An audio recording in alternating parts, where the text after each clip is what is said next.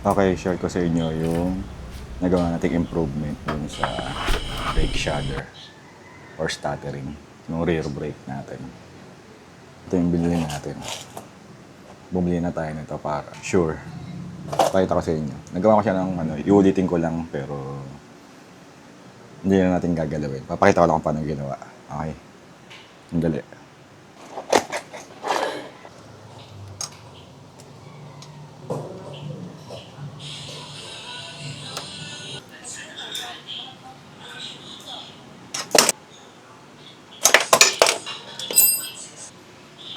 Okay, so ito na. Ano, kailangan medyo nakalubog yan para makakuha natin kung papunta rito yung bend or papunta rin yung bend.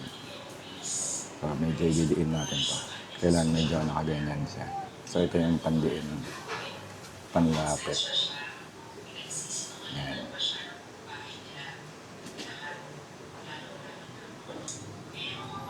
Teka lang. Dito yung tamang paggamit nito. Hindi lang ako marunong. Pero tatandaan natin to.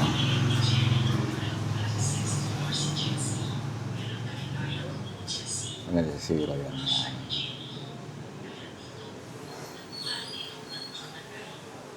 Dapat natin sa zero. Yan.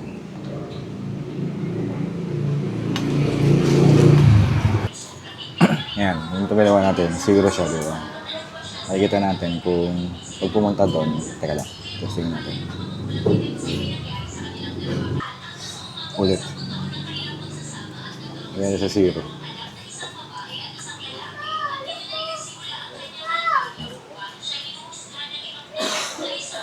Pag yung kamay pumalo doon, yung bengkong papunta dito. Pag bumaba sa zero, bengkong papunta doon. So, ikutin nga. Ganito lang ginawa. Inikot ko lang siya. Yan. Pupunta rin siya, di ba? Malaki. Zero ulit. Puro papunta doon. So, ginagawa ko lang dyan. Ginawa ko dyan. Kumuha tayo nito. Halimbawa, ayan, kung malagpas ng konti, di ba? Halimbawa, yan. Nilagyan kayo ng marking. Tapos, since papunta siya doon, itutulak ko siya papunta dito. So, tanda natin yung part na yan. Ganito lang ginawa ko. Kung makikita nyo, parang wala lang nangyayari, di ba? Malaki pa din.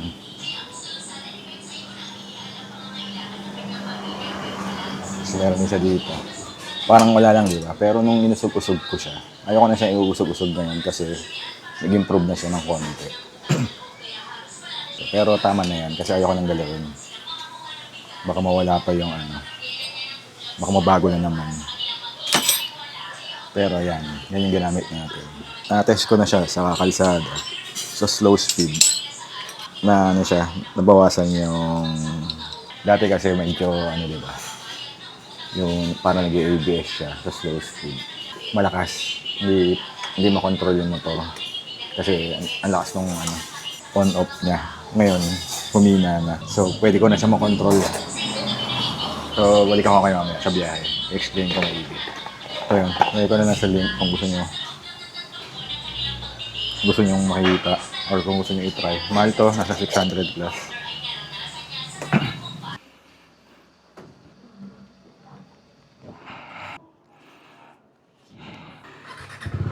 Okay, so yun yung ginawa natin. So nagkaroon ng linaw. Tatanong natin kay Press kung baka may alam siya kung paano i-diretso yun. Kasi sa atin nung binibend natin, bumabalik lang din siya. Pero nagkaroon siya ng improvement. Malaking improvement kung totosin. Meron pa rin siya pero mahina na. Hindi na siya ganun kalakas. Tapos nagagamit ko rin siya sa slow speed. So sa ngayon ino-observe natin. Hindi natin natanong kay Press kung kaya or hindi. Papalitan pa rin natin siya. So yun nga. Ay papalit naman, nakita ko to. Nag-search ako sa YouTube. Sakto yung lumabas pa sa brake stuttering na nakita ako. Pan-Dominar. Ngayon ko lang siya nakita. 5 years ago na yung video na yun. Ang storya naman nun, hindi naman stutter kasi or shudder or stutter. Ang video na yun tungkol dun sa nagpalit siya ng disc plate pala, rear disc plate o rotor, kung ano, bahala na kayo kung anong tawag dun. Basta yung disc plate sa likod, nagpalit siya. So mas mura daw kung ano, kung yung pinalit niya. So sinearch ko, yun nga, mas mura nga na 1K. Ang ano siya, yung ano, pang Pulsar 200 eh. Pero NS200 yun ang alam ko sa atin. Tingin ko kasi yung itsura yung petal, pang NS200 na petal, para sa itsura niya. So sabi niya, para naman daw ng spection, magkaiba lang na itsura sa stock ng motor natin. Pero yung sukat, yun nga, tama, kasi yun yung kinabit nila. 230mm tapos 6 holes. 6 holes ba? 5 ba? 6 yata. Basta hindi ko na masyado pinanood kasi dinaanan ko lang. Pero yung nag-explain doon, magaling mag-explain eh. Na-explain niya na maigi. Yung tungkol sa preno sa likod. Magaling nga. Kaya yun. So kung magpapalit, tatry natin yung NS200. Pero parang bumaba na nga rin yung tingin ko doon sa ano eh. Kasi yung unang tinignan, parang magkulang-kulang 4,000 na eh. Ngayon nung nag-search ako, parang 3,1 na lang yung stock ng Dominar na rear disc plate. Sa Lazada to tsaka Shopee. Eh yung NS200 parang 2,000 lang. So wala pa kasi tayong pera, wala tayong spare. Kaya tipid-tipid tayo ngayon. Pero tinanong ko si Pres, pagka sinabi niya na baka hindi na kayang idiretso, eh baka palitan na natin talaga. Kasi gusto ko ano na, yung wala talaga. Kasi ngayon may konti pa eh. Tsaka nakakailang. Pero pwede na siyang pang slow speed. So pwede na tayo mag-practice ng U-turns nang may brake. Kasi U-turn natin, harap ang pampreno, langanin yun.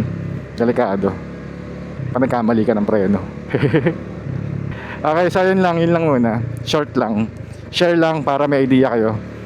Baka magawa nyo rin ng paraan, turuan nyo rin kami. Okay, pa-comment kung may nakagawa na or ginawa nyo tapos umepekto, kung paano nyo binalik sa diretso yung disc plate. Okay, so thank you ng matindi. Hanggang sa muli, bye bye.